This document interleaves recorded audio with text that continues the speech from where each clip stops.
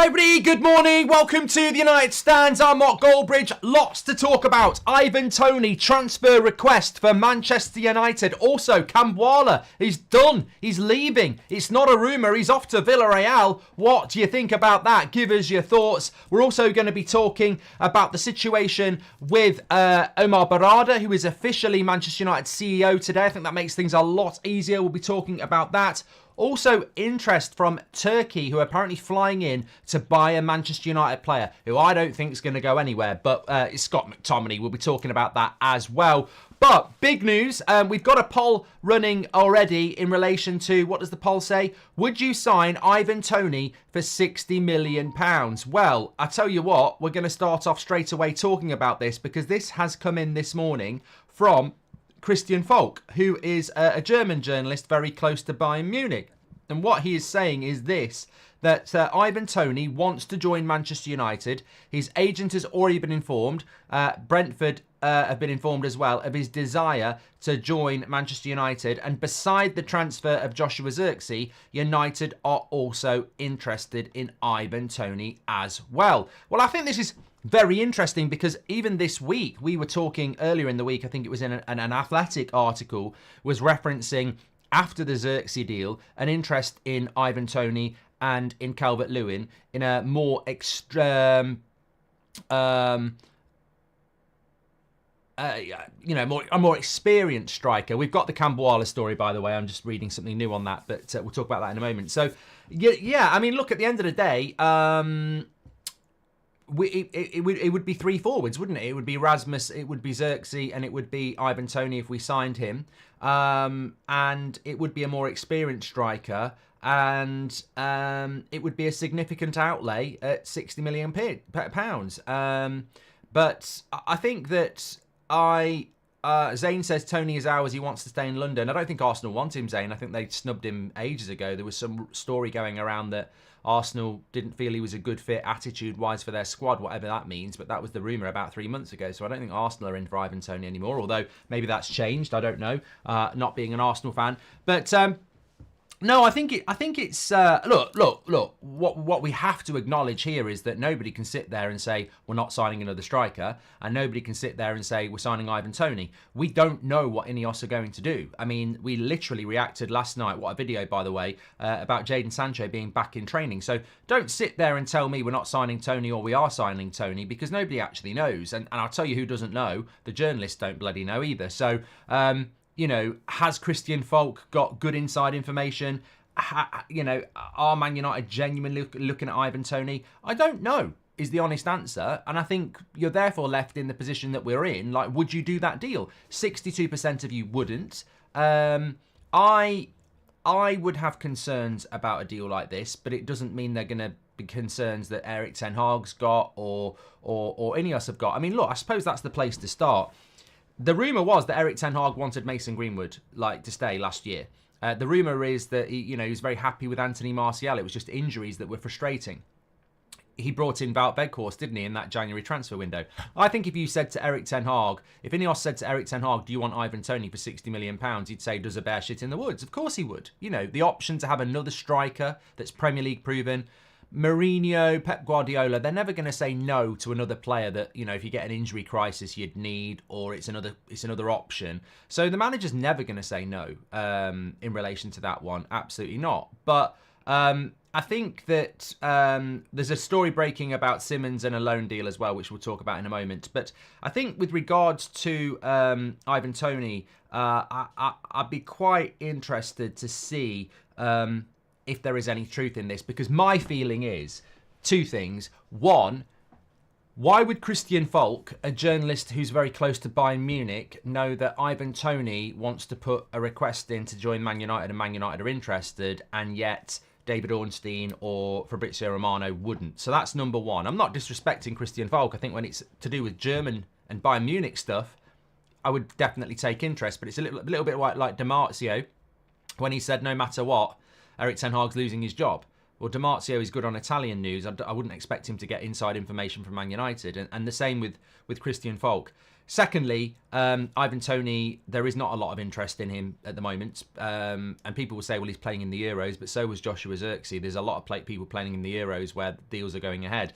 Ivan Toney at the moment, Brentford haven't had any significant offers for a player that's a Premier League proven player with 1 year left on his contract. Nobody's legitimately moved forward on it. So Man United are interested in Toney, could well be to spark Spurs and Chelsea into action. So I personally don't believe that we are looking at doing this. And I think, like Rio says, Toney's just twerking for Man United. And look, you know, Beth has been on about Toney for a long time, as some of you have, but I don't think we're in for him. I don't think it makes any sense. And look, the second thing I would say is, please tell me how we're going to get service to Rasmus, Ivan Toney and Zirkzee when our wingers don't create enough chances for one striker.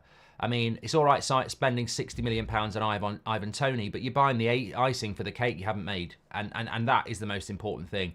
Why would you go and buy, you know, a proven Premier League goal scorer when you haven't got the service into them? And that, to me, would be the big reason why I wouldn't do this, because I think it's about distribution of the money. And I know a lot of you don't want Ivan Toney, but for me, there's two things. One, I think he probably is twerking for us and using Christian Falk and Man United to generate interest. But more importantly, two, even if we did buy him, forgetting the attitude or the other allegations or anything like that, that's irrelevant to me at this point. I would be saying, you're spending £60 million on a striker, that money should be going on Elise or someone who can put a cross in the box, because there's no point in having a striker if you haven't got any service, and we still don't have service into our striker. So, you know, what's the point in doing that? With regards to the frustrations, or some people are saying he's not worth it or he's a risk around attitude. Look, he's a very arrogant player. There's no doubt about it. And I think that with regards to attitude of a striker, I'm very I'm very sorry, let me just tweet this. I don't mind a player having an attitude and an arrogance, and I think, you know, Ivan Toney's got that. Does his personality fit Manchester United? That's something I can't answer. That's something that Ineos would have to look at. And if there is an issue around personality and, you know, all that lot, then you wouldn't do the deal, I suppose. So this story, Xavi Simons, however you want to, joining on loan. Okay, let me read this out. This is quite a breaking story. Let me just see where this is. I've got it right. So, okay, we'll come back to Toney in a minute. Erik ten Hag is weighing up a loan move for PSG's Xavi Simons, and that's coming in from, well, very interesting where this is coming in from. This is coming up with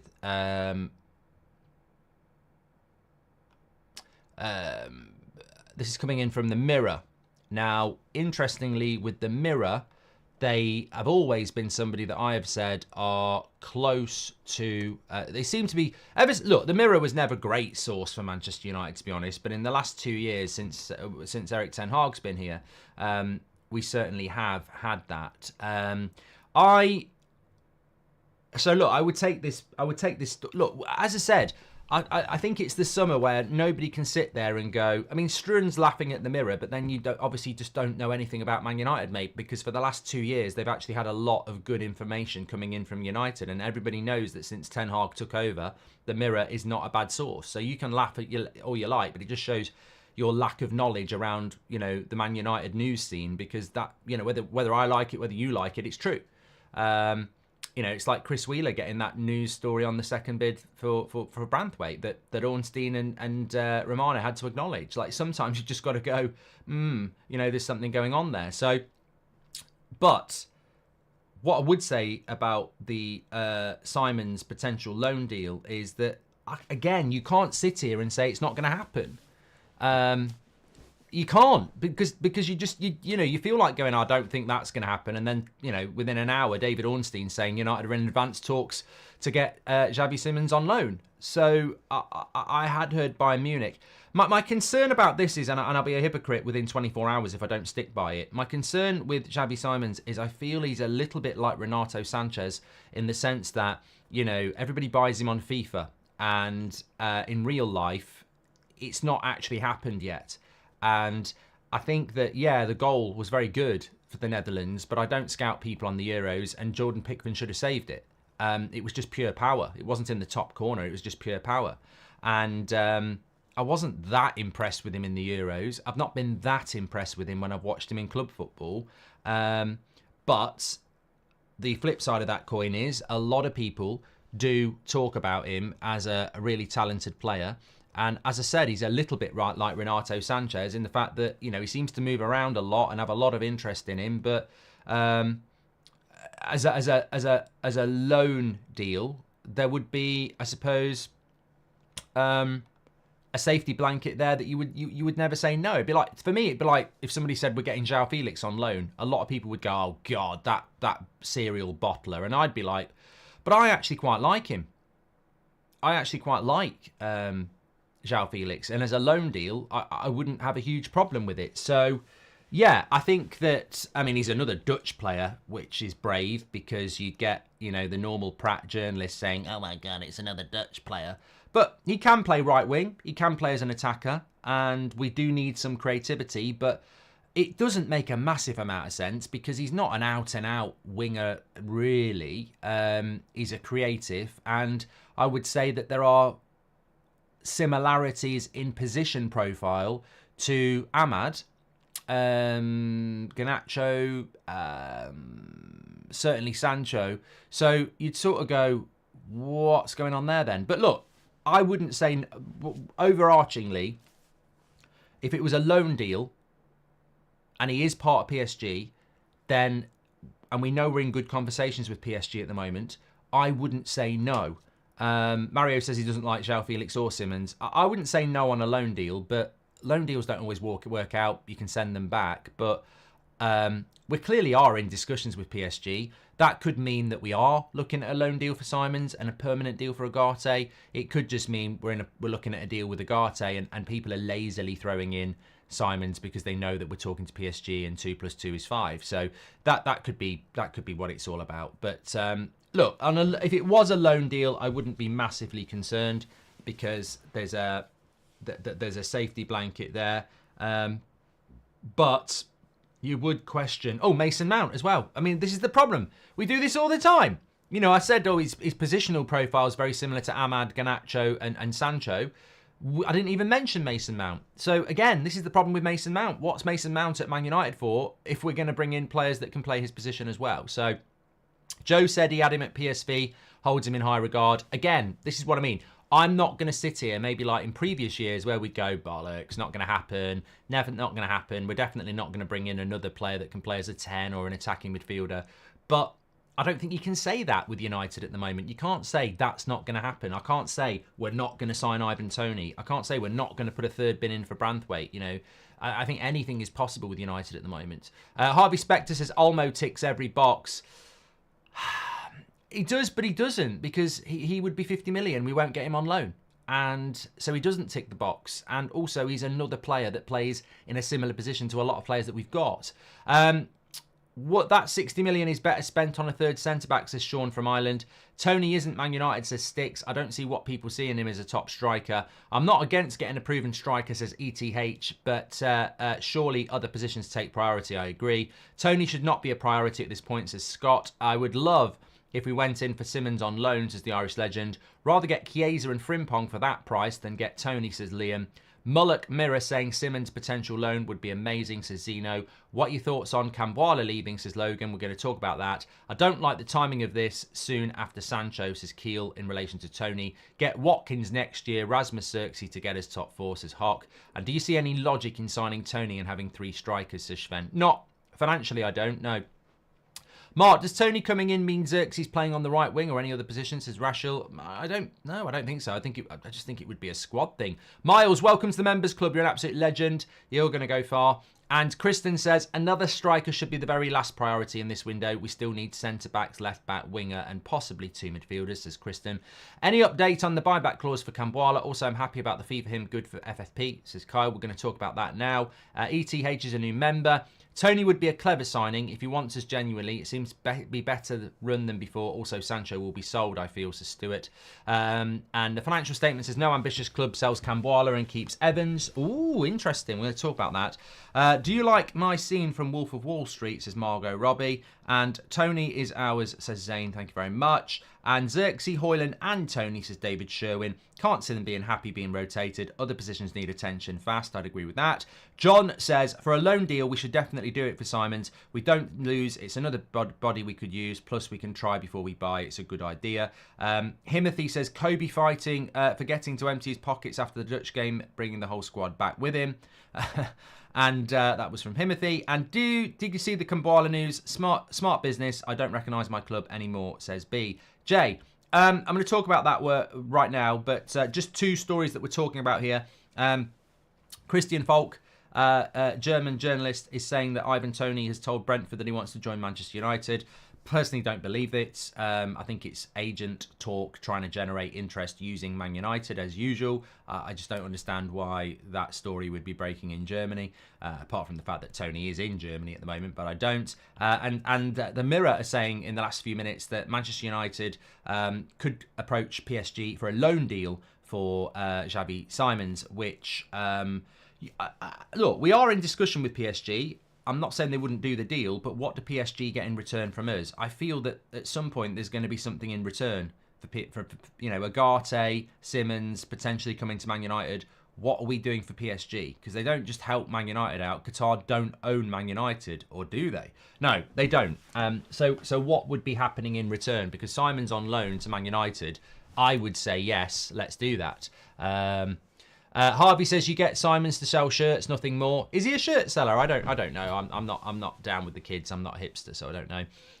Ravel says Simons, Diallo, Mount, maybe Sancho. United could be looking to trial 10s and seriously consider trading Bruno. Well, this is what I mean about Ravel. Like what is, the Bruno story and the contract does worry me. I mean, can you imagine a scenario where we bring Simons in, we bring Sancho back, we let Bruno go? I mean, I would be shit scared of what would happen to that dressing room. No Bruno, no Varane, no Casemiro, a vacuum of leadership that you would want taken over by who? The senior players, the senior earners would be Mason Mount, Jadon Sancho, Marcus Rashford. So you'd go from Varane, Bruno, and Casemiro as the big leaders in the dressing room based on experience to Sancho, Mount and Rashford. I mean, that just couldn't happen. And that's no dig at Mount or Rashford or Sancho, but they're not leaders. They're 100% not leaders. So, I just hope this isn't edging towards some sort of Bruno removal, because I tell you what, I trust Ten Hag and I trust Ineos, but I'd be very worried. I'd start going, look what happened at Lille. I'd start saying, look what happened at Nice. I know we want them to do well, and I know we think they will do well, but it doesn't necessarily mean that they won't make bad decisions. I mean, surely they wouldn't do that, but I mean, all I'm saying is what's in this for PSG, because if they're going to start doing us favours, then what are they getting in return? And I'm just thinking, is there a Bruno deal there or something that we're not considering? We've done that about that. Let me talk to you about Kambwala. So the story with Kambwala, there's a few other bits I need to talk to you about from Fabrizio about Amrabat as well this morning. There's a lot going on. But in relation to Kambwala, it sort of started a couple of days ago. This is from Fabrizio. Villarreal are closing in on a deal to sign Kambwala from Manchester United. It will be a permanent transfer for a fee of around 10 million euros, which is about 7.58 million pure profit coming in. The deal also includes a future buyback clause for United, final details, and then it will be a done deal. Now, I am disappointed by this in a sense that I think that there is quite clearly some potential there. And I think, his passion and his, games towards the end of the season demonstrate that there is a potential there. And more importantly, the fact that Villarreal will give us £7.5 million for him, or £8.5 million for him, shows that there is potential there. We're probably going to get more for Kambwala than we do for Lindelof. So, I know that's an age and a contract thing, but he's only got 1 year left on his deal. So, it's a good bit of business, especially with the buyback clause. And I think what this comes down to is the centre-back roster for next season.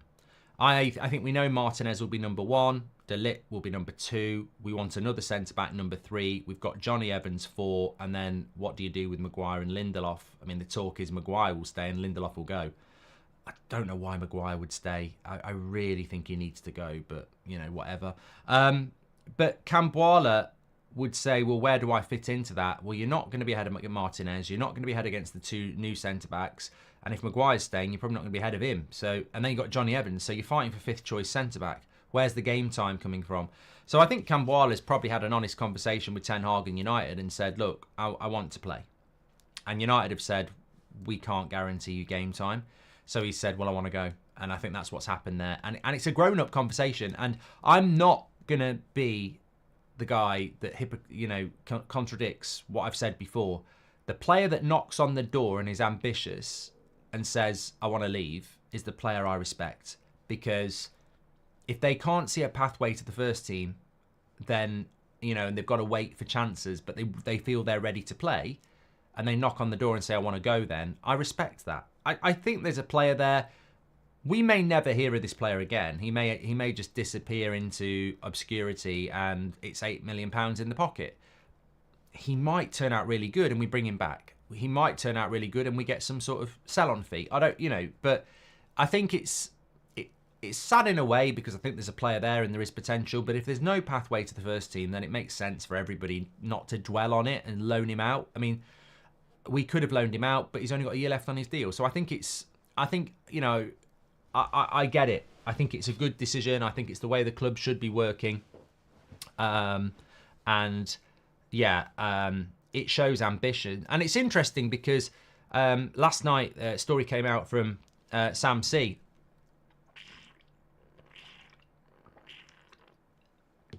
Who works on the United stand, saying that Galatasaray are very interested in Scott McTominay.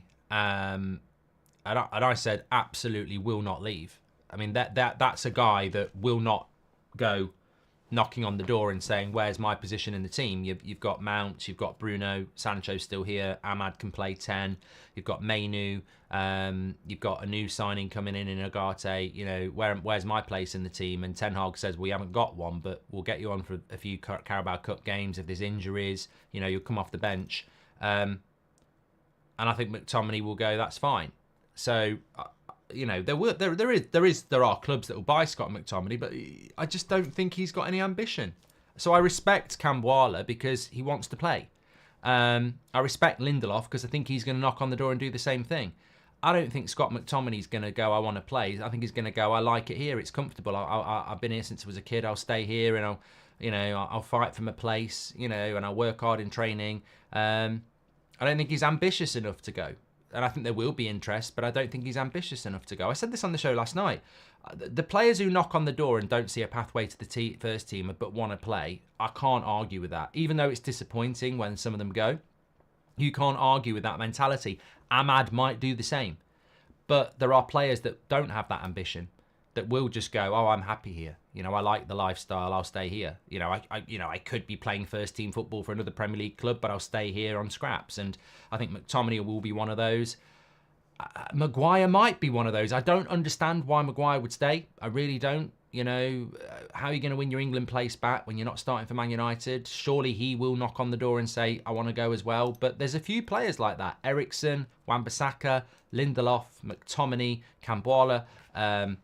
There are a few. I'm trying to think of who else. There's a few players like that who you go, really, you should be knocking on the door, finding out whether you're starting, and if you're not, you're leaving. But, when these players, as Ginge says, there's 190,000 reasons a week for Maguire to stay at Man United. Exactly.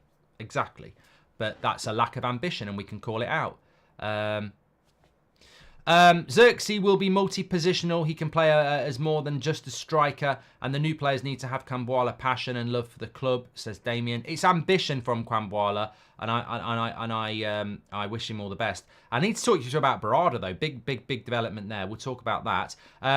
Julian says, Kambwala's best game for us was in a low block against Liverpool and his worst was in a high line against Solanke. Not too fussed about him leaving, says Julian.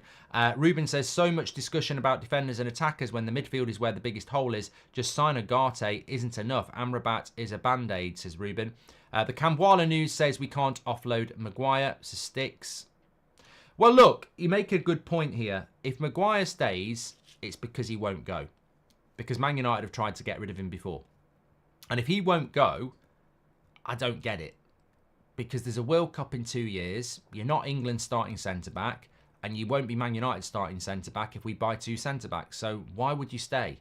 To run your contract? It doesn't make sense to me that Maguire would stay to run his contract down. Because he's shown ambition. He's shown mental strength. But there's no news about him going. Like even this morning, I think there's a story coming out that Man United are desperately trying to sell Lindelof. There's,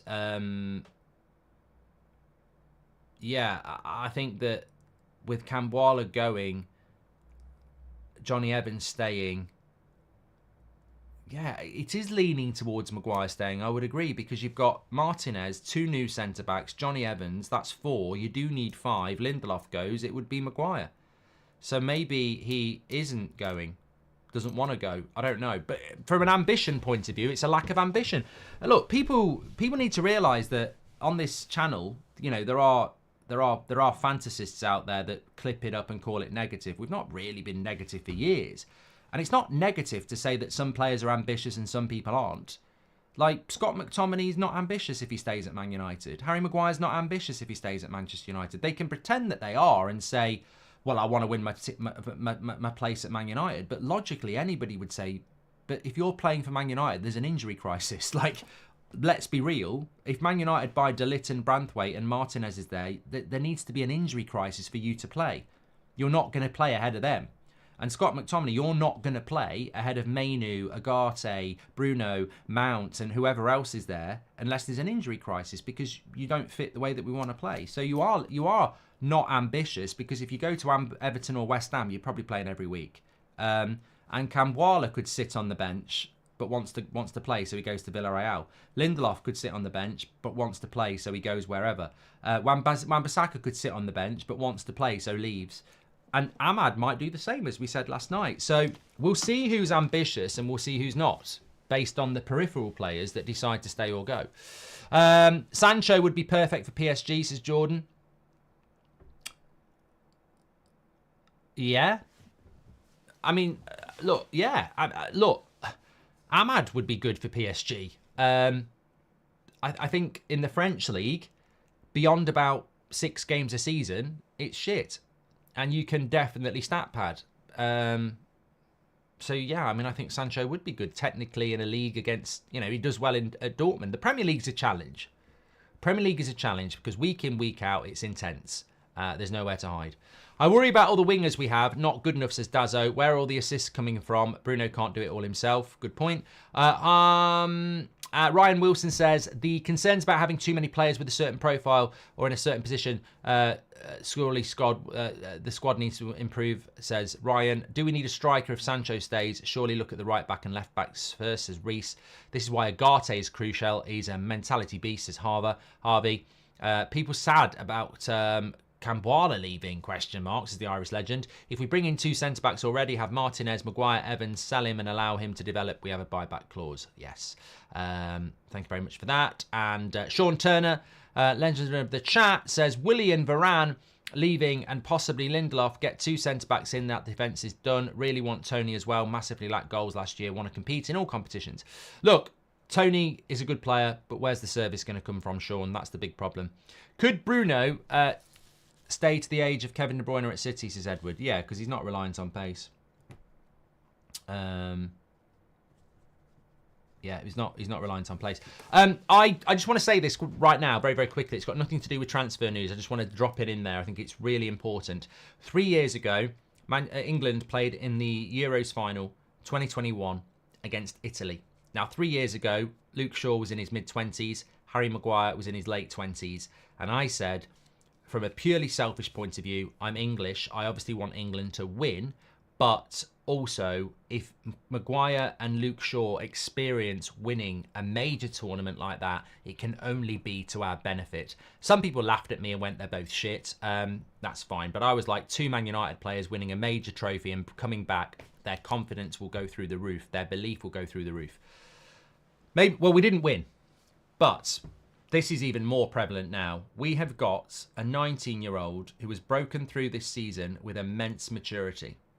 Whether you like England or not, whether you think Southgate's a prat or not, tomorrow night, I would urge people, if England win, you don't have to want England to win. I mean, obviously I do, but if England win tomorrow, just take a moment to remember that Kobbie Mainoo is 19 years of age. He has revolutionised that England team ahead of Declan Rice, ahead of Jude Bellingham. He is the guy that has got control of that midfield and given it balance. He is the guy that never loses the ball.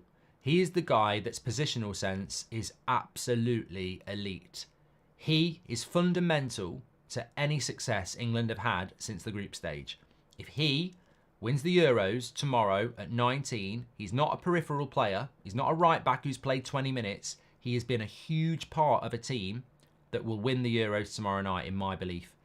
At 19, for us, what does that do to a 19-year-old who is already performing way above the level you would expect?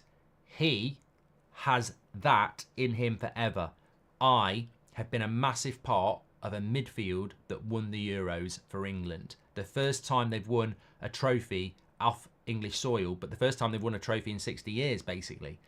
The positives of Kobbie Mainoo winning that tomorrow, for us and his career, the belief, confidence, experience he will have, and he's got it coming out his ears anyway. So look, just something to consider tomorrow. It doesn't mean England are going to win. I'm just saying from a Kobbie Mainoo, I mean, I want England to win. I'm English, but from a Mainoo point of view, we need more of that in our team. There's so much hype about, oh, look at me wearing these sunglasses, or look at me with this car, or look at me writing this book, or look at me with these trainers. You know, I'm so experienced as a brand ambassador. Shove it up your arse. I'm so experienced. Look at my Wikipedia page. Look at my honours on Wikipedia, you know, and that is proper experience. And, you know, there's nobody in that team that's got that level of experience. We haven't got World Cup winners. We haven't got Euros winners, as far as I'm aware. I mean, look, I know Casemiro, but I think we all know Casemiro's going to go. So it's, yeah, it's a big thing to consider, isn't it? Thoughts on Chicharito when he was playing for United? Says 08, loved him. You know, I'd love to bring Jimenez in as a striker, just to have a Mexican striker. I think it was just so nice to have that. We've got huge support over in that area of the world, and it was you know, such a likable player. But look, other updates to bring you on the show this morning. There's a lot going on as always, and I don't want to miss bits. So there is something coming in around Amrabat, which I missed, which I'm moving around here. I've got more moves than Lionel Richie. Look him up. Manchester United are planning on making a decision regarding Amrabat next week. The option to buy him is there. This was I mean, I would have led on this if we did. This morning, we've had Toney wants to join United, Simons on a loan, and Kambwala leaving, and I've not spoke to you about Barada yet. So this is a big morning this morning. I tell you what, I love every show on the United Stand, but I love the Saturday morning shows and the Sunday morning shows because weekend vibes, but also you get lots of different stories coming in that you don't seem to get in the week. Never really understood it. But Amrabat decision next week. Now, there is a weirdness to this. I acknowledge this, and I think a lot of people just don't understand why what's going on. He is not a Man United player. For 13 days, that loan's been finished for 2 weeks. He is a Fiorentina player. So why are Man United and Amrabat waiting? And I think there's a very logical reason for this. It's the Ineos way. It's the new Man United way. Look, we waited 3 weeks to tell Ten Hag he was staying because we were looking around. we're doing exactly the same thing again. It's very obvious. Whether you agree with it or not, I think you need to work quicker in football, and I think it will bite us on the arse at some point. I think we took too long on the manager situation, and I think this Amrabat situation is a little bit weird as well. But at least we know what's happening. They're basically keeping Amrabat waiting whilst they look at other options. And Amrabat, like Ten Hag, was happy to wait because it's Manchester United. But that will bite us in the arse with somebody. We'll make somebody wait and they'll go up yours at some point. You need to be quicker in football, I think. But if you can make them wait, it gives you time. What we're doing with Amrabat is we're clearly looking at options around who's leaving, who's available, what's happening with Casemiro. And I think if Casemiro goes, Amrabat probably stays. Because Casemiro goes for about 30 million. You give Fiorentina 15 million. You keep Amrabat, and then you use the other 15 million for the Agarte year one, and you've got Casemiro out, and you've got Amrabat and Agarte in. And people will say, well, that's not going to win you the league. But remember, what we're talking about here is 8th to 1st. Year 1 and 2, we've got to get in the top 4. Well, Agarte and Amrabat for Casemiro does take us from 8th to 4th, in my opinion, and that's what we're looking to do in year 1. So Rob Royston says, definitely, Mark, waiting will eventually fail. It's great if it works, and I think at the moment it does. But look, I admit it's weird how Amrabat's just sat there waiting, but I think it's very obvious why he's waiting, because we're waiting to see what happens with Casemiro and maybe some other players as well. So, and maybe Agarte, see if we can get a deal done, because if we don't get Agarte done, where do we go? Absolutely love the channel and chat here, says Benny. Would James Rodriguez interest anyone? He's having a great Copa for Colombia. A massive fan of James Rodriguez. Didn't even realise he was still playing football. I'd have took him 7 years ago. 10 years ago was definitely after the World Cup, but no, definitely not now. Julian says, would you even want Amrabat after his brother's interview? Yeah, but that interview was slagging off Casemiro, wasn't it? Who won't even be at the club. But yeah, good point. Can I just say as well, massive shout out to everyone tuning in this morning. Massive shout out to everyone who couldn't watch it live. We are currently ready to change this to 889. We're only 20 subscribers away from 889. Remember, we're trying to get up to 1.890 before the start of the season, so we can be 1.9. Oh, get it right. We're trying to get up to 1.9 before the start of the season, so we can be on the push to 2 million. But we're only currently 20 subscribers away from 1.889. You'll see anyway. Bottom right hand corner to subscribe, because there's loads going on. Beth was obviously reacting at 6 o'clock last night to Sancho being in training. We've had a here we go on Xerxes. Few people have been in the chat this morning saying, what do you think happens next? Logically, De Ligt today, here we go, could happen as far as I'm concerned, because he needs to go on holiday as well. And you know, he's going to want to go on holiday. So I think that I think that De Ligt is probably the next one, but it's just so busy at the moment. There's so much going on. MEN are saying that Man United are trying hard to sell Lindelof in what is realistically the last transfer window to obtain a fee for him. Funds would be used to finance additional signings. I mean, bloody hell. I feel sorry for some of these outlets. I mean, I could write that.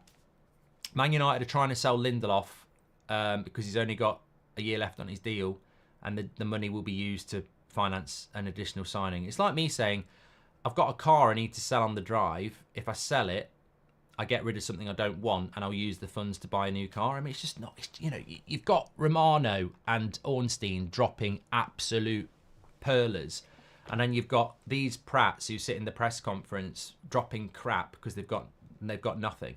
I said it before, I said it last season, they're very opinionated, gobbing off about, oh, privilege. If Man United took that press conference access away, this is what you are. Nothing. You're nothing. You're just somebody who was a tea maker, got a job, made everyone the tea, and then worked your way up, and then Man United give you information. If you don't have that press conference, you've got nothing. Absolutely nothing. And you sit there, you know, slagging off a manager, causing trouble, and then you wonder why people turn their back on you. Because you're not acting like journalists, you're not impartial, you're not going out getting the good stories, you're living off fucking rubbish leaks and stuff like that. I mean, what sort of story is that? Man United are trying to sell Lindelof because he's got 1 year left on his contract, and if he goes, they'll use the money. Oh, fucking hell. And unbelievable. Breaking news. Get him a Pulitzer or whatever it is. Get him a Spritzer. But no, they don't work for the story. They just pluck it out. I mean, I'll do one for you now. Should we do one together now? Right. I work for journalists. I work for a news outlet that's not getting any information. So, Scott McTominay is a player that Manchester United would be open to selling this summer. There is interest out there, and for the right price, they'd be looking to move him on and reinvesting that pure profit back into the transfer pool this summer. Scott McTominay might not want to leave, so a deal might not happen. I mean, there you go. That's an article for you.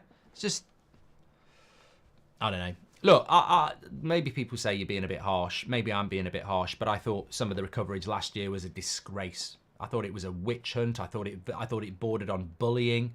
But, you know, there we go. Gifted a membership. Neil, thank you very much. I think FFP is making it harder to do loan deals, says Ross. Sensible to think the Amrabat situation through, says Gia. Do you want Amrabat to stay, Mark? That's the question. I don't mind that. Look, again, we speak about the centre-back roster. I don't mind a centre midfield roster of Ugarte, Mainoo, Amrabat, Mount, Bruno. I don't mind them 5. But, look, Ugarte, Amrabat, Mainoo, Bruno, Mount is better than Ugarte, McTominay, Bruno, Mount, Mainoo. So, I don't mind. And Collier, that's the one I always remember because Collier will be coming through as well. So I'd rather we had Amrabat than McTominay because Amrabat can play as a holding midfielder and McTominay can't. McTominay's an attacking midfielder, which I don't actually need when I've got Mount, Bruno, Ahmad can play there. Sancho's still here at the moment. So, you know, and maybe if you bring a Simons in, maybe something could happen there. Tom Grant says, why are we being linked with Toney when we've just signed Xerxes? You don't need him, can't afford him, and we're using the monies for other players. I agree. Kobbie Mainoo's played the game, says Himothy. Thank you very much for that. Rio has just gifted a membership as well. I'm going to gift 5 memberships in a minute. Don't forget, I always do it towards the end of the show because that's where the real legends are. Make sure you subscribe, bottom right-hand corner. There's another update coming in here. I'm getting more updates than an iPhone. I haven't even got an iPhone. Do you get many updates on an iPhone? I didn't think it through. So it's in the Mirror. PSG are ready to allow Simons to go out on loan again, but only with an obligation to buy. That kind of structure deal would suit Manchester United. Remember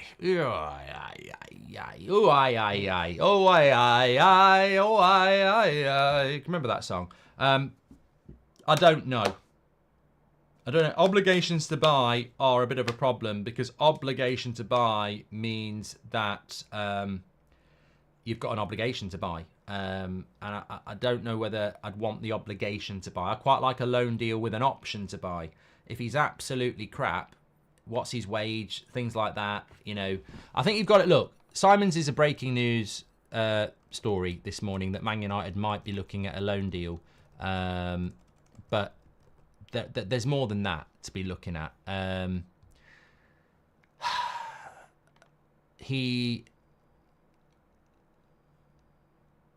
I'm trying to see what he's on a. What does he earn?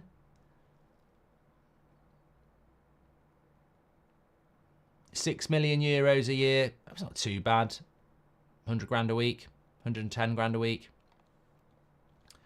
Would love Simons. He's amazing, and I believe he'll world class as Christian. I tell you what, you lot are starting to sell me on Simons now, and it probably won't even happen. I wouldn't like it as a permanent deal, but as an option, I don't mind it. Oh, great news breaking in. Ornstein. Don't get too excited. It's not United, but I'm well happy about this. Aston Villa in the process of finalising an agreement with Everton to sign Onana. Deal worth 50 million and personal terms in place on long-term contract. Midfield targeted by Unai Emery and keen to play for Spaniard. This is great news because I don't like Onana. Beth's in our chat group saying it's a good deal. I disagree. I'm really pleased that Onana is going to Villa and not Man United. I would really not want him anywhere near United. Although, there's a flip side to that. 50 million's ridiculous as well. Ridiculous fee. But there's a flip side to that. It's Everton selling players again. The more players they sell, the more they just go, we want £70 million for Branthwaite. So, yeah, there is a... Look, I want Branthwaite. I don't want him at a stupid price. But Onana going to Aston Villa for 50 million probably doesn't help our Branthwaite cause, because they'll be like, well, look, if Onana's going for 50, we want 70 for Branthwaite. So, and the more money that Everton make, the more they will want for that. But some people are saying, well, that is great news because I don't want Branthwaite. Well, I do like Branthwaite. Nevs that says, Mark singing Enigma has made my day. It was in the 90s, the Return of Innocence or something like that. It's in my head now. Barada, Omar Barada. His Twitter now says CEO of Manchester United. I remember it was going to be the mid-July that he was officially allowed to take the job.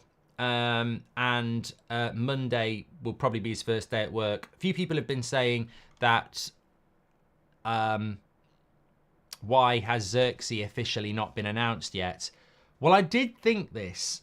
As the CEO of Manchester United, you may have said, can you hold off on the official announcement of our first summer transfer signing ever? Not summer, our first transfer signing ever under this new ownership. Could you hold it off till Monday so I can have a quote and be part of it? Ineos themselves may have said, let's wait till Monday so Barada is part of it, because it is our first official signing. Why rush it through on a Friday afternoon when you can announce it on a Monday morning with quotes from your new CEO, Barada? So I think it's a nice touch. I think it's logical. And I think that's probably what we're doing there, because Barada now is officially the CEO. Dan Ashworth is now officially the Director of Football. Wilcox has been in for a couple of months. Christopher Vavell is there. Ten Hag's got his new contract. Rennie and Rude are there. So the team, hopefully the dream team, is in place.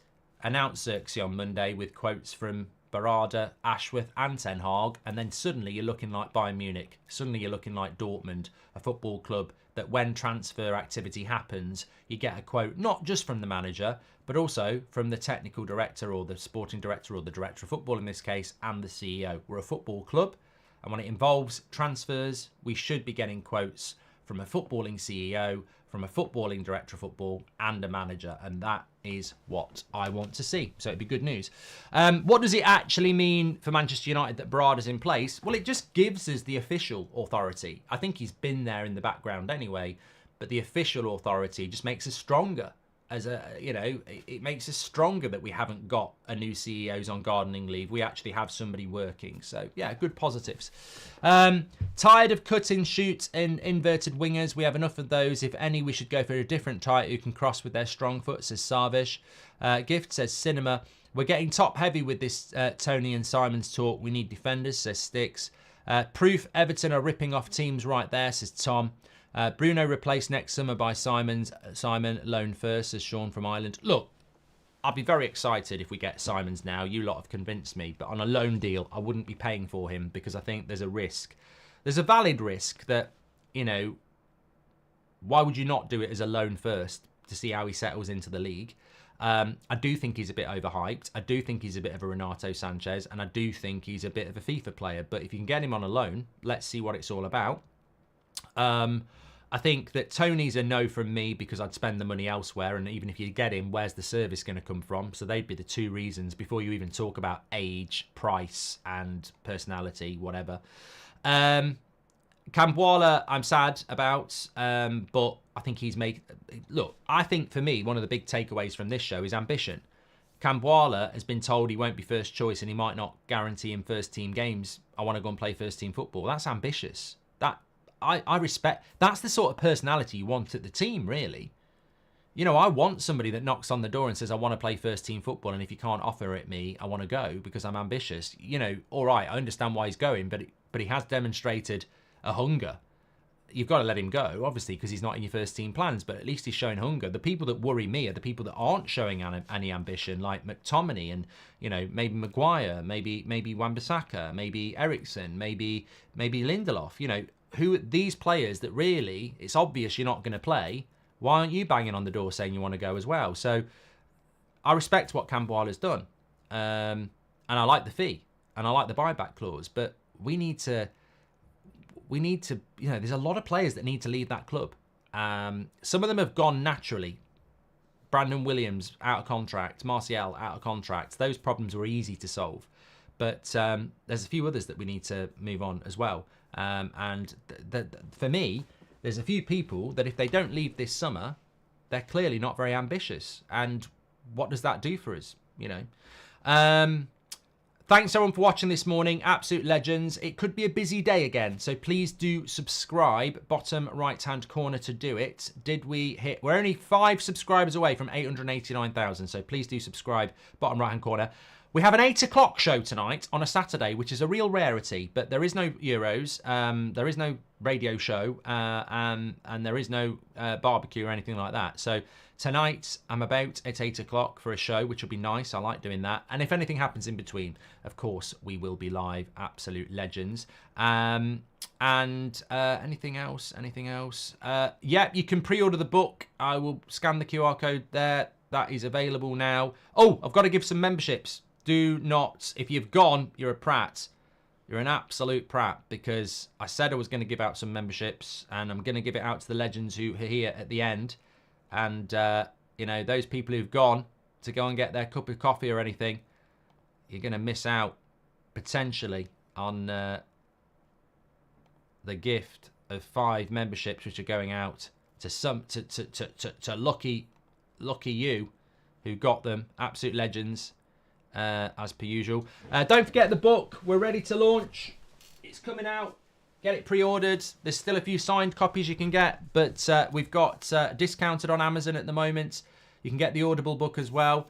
This is one of the first actual printed ones. You can't get them in the shops yet. You got to pre-order them. But look at that.